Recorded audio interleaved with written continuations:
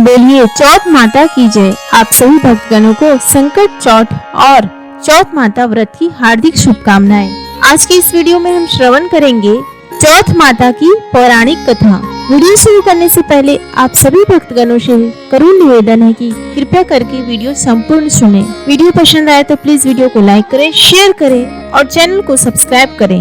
एक सेठ सेठानी थे, उनके यहाँ एक बेटा और बहू थे। बहू सबको भोजन करा के फिर स्वयं भोजन करती। एक पड़ोसन ऐसी भी थी जो रोज पूछती कि बहू आज क्या बनाया खाया है। बहू कहती ठंडो बासी। एक दिन उसके पति ने ऐसा सुनकर विचार किया कि आज तो पकवान बनाया जाए, फिर देखें कि मेरी पत्नी क्या करती है। उसने तरह तरह के पकवान बनवाए और घर के सभी लोगों ने एक साथ बैठकर भोजन किया। आज भी पड़ोसन ने पूछा तो बहू ने कहा ठंडो बासी। सेठ के लड़के ने सोचा हो ना हो कोई बात अवश्य है जिससे कि मेरी पत्नी ऐसा कहती है। उसने पत्नी से पूछा कि तुम रोज ठंडो बासी खाया ऐसा क्यों कहती हो, जबकि अपन सबने एक साथ बैठकर कई तरह के पकवान खाए। उसकी पत्नी बोली अपन जो खा रहे हैं वह बाप बूढ़ों की कमाई है। जिस दिन आप कमा कर लाओगे उस दिन मैं समझूंगी कि ताजा भोजन कर रहे हैं।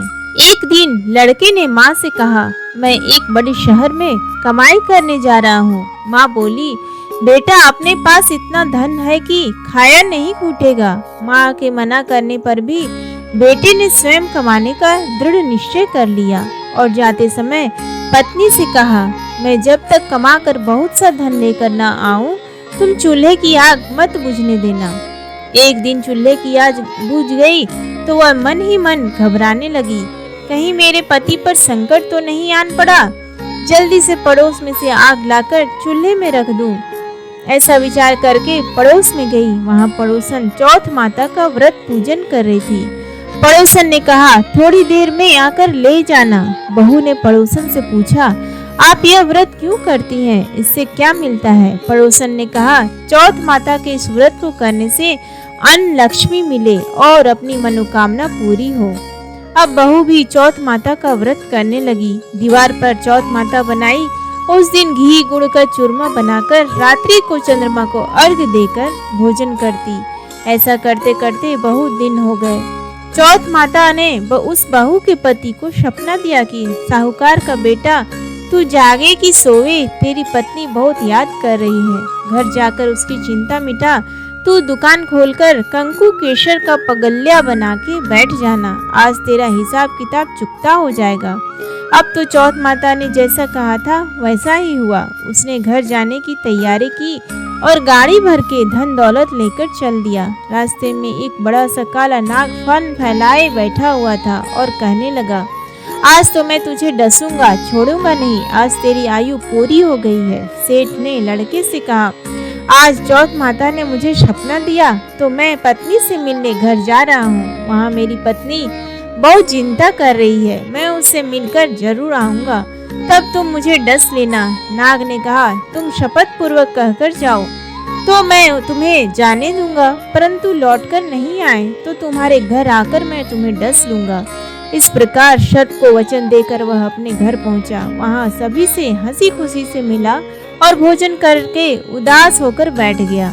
उसकी पत्नी ने उदास होने का कारण पूछा तो पति ने काले नाग वाली बात बताते हुए कहा यदि मैं उसके पास नहीं जाऊंगा तो वह घर आकर ही मुझे डस लेगा। पत्नी बहुत चतुर थी। उसने कहा कि अब घबराओ नहीं, लेट जाओ, मैं एक उपाय करती हूँ। पत्नी ने कमरे की 7 पेढ़ी सिरहाव धोई। पहली पेढ़ी पर रेत, दूसरी पर इत्र, तीसरी पर गुलाल फूल, चौथी पर कंकु केसर, पांचवी पर लड्डू पेड़ा, छठी पर गादी गलीचा और 7वीं पेढ़ी पर दूध का कटोरा भर कर रख दिए। इस प्रकार वह 7 ही पेढ़ी सजाकर बैठ गई। आधी रात होते ही नाग आकर पेढ़ी चढ़ने लगा। पहली पेढ़ी पर रेत में लौट गया और कहने लगा कि सेठ की बहू ने आराम तो बहुत दिया पर वचनों से बंध कर आया हूँ, सो डसूंगा अवश्य ही।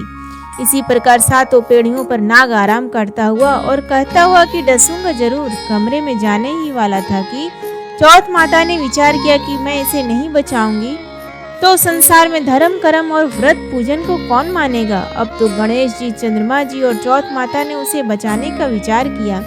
चंद्रमा जी ने उजाला किया, चौथ माता ढाल बनी और गणेश जी ने तलवार लेकर नाग को मार दिया और ढाल से ढक दिया। अब बहू भी थकी हारी सो गई। दिन उगा तो लोग बेटे से मिलने आए, परंतु बेटा बहू तो उठे ही नहीं थे। बहुत देर हो गई तो माँ उन्हें उठाने गई। माँ ने सातों पीढ़ियों पर जो कुछ देखा तो बहुत घबराई और बेटा बहू को आवाज लगाई। बेटा बहू उठे तो देखा कि एक ढाल तलवार वहाँ पड़ी है। अब ढाल उठाई तो वही काला नाग मरा हुआ पड़ा है। बेटा बहू ने सोचा कि आज तो धर्म कर्म ही आड़े आए, जो भगवान गणेश जी और चौथ माता ने अपनी रक्षा की। हे चौथ माता, आपने जैसे सेठ की बेटे बहू की रक्षा की, वैसी सबकी रक्षा कीजो। बोलो चौथ माता की जय, बोलो गणपति बप्पा की जय। उम्मीद करती हूँ आपको आज का ये वीडियो पसंद आया हो। धन्यवाद।